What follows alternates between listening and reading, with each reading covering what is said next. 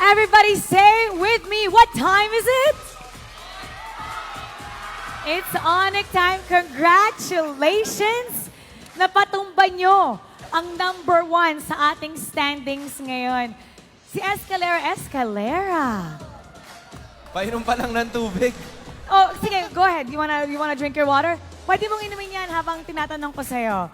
Kasi ibang Super Saiyan mode ka ngayong season. So, gaano kahalaga sa'yo na mas sweep nyo ang ating defending champs nasa tuktok ngayon ng ating standings?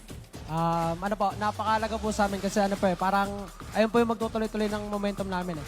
Tsaka takita sila yung standard namin kung nasa na talaga kami. Ano man ang bago sa'yo?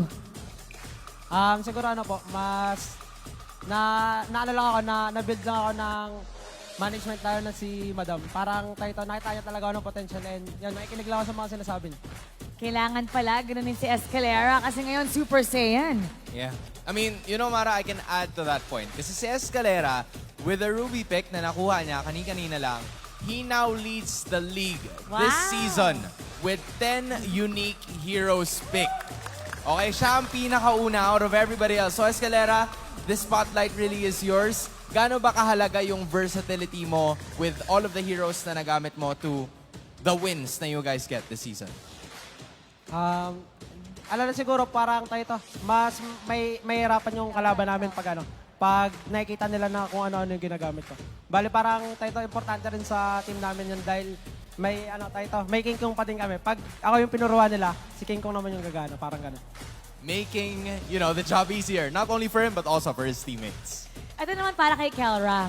Kelra, natapos nyo yung first half of the season, 6-game win streak. Paano nyo ba ito nagawa? Unang-una yung inaayos talaga namin yung, tulad na sabi ko nung nakaraan yun. Naayos namin yung mga inside and outside na problema namin sa game. And laki din yung tulong kasi sa amin ng MDL namin ngayon. Kasi sila yung scrim partner namin eh. Oh, nice. Tsaka sa mga lahat ng tao dun sa bootcamp kasi talagang tulong-tulong kami kila Madam Lacey. Yan, lahat. So ano ba yung aura ngayon sa bootcamp? Parang masaya, family lang. So maraming kulitan, hindi masyado seryoso. Ayun, ina-enjoy lang talaga namin yung bawat araw. Bawat araw na lumilipas, ina-enjoy lang namin. Hindi kami sobrang seryoso.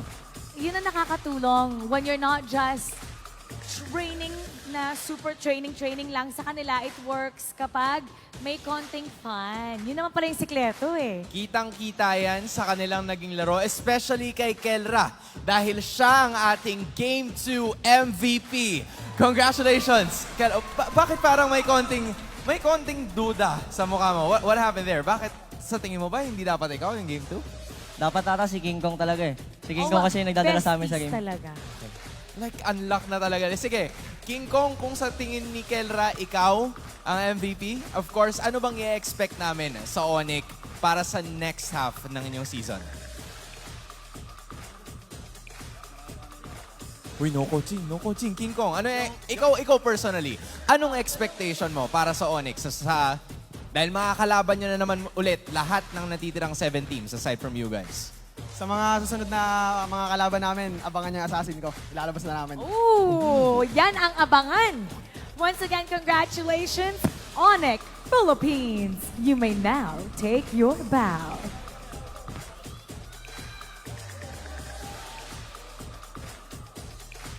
And take your walk of victory. Onyx Philippines defeating the current number 1 team sa ating standings, our defending champions, AP Brand. It wasn't easy, but at the same time, with the level of chemistry na na-develop nila on and off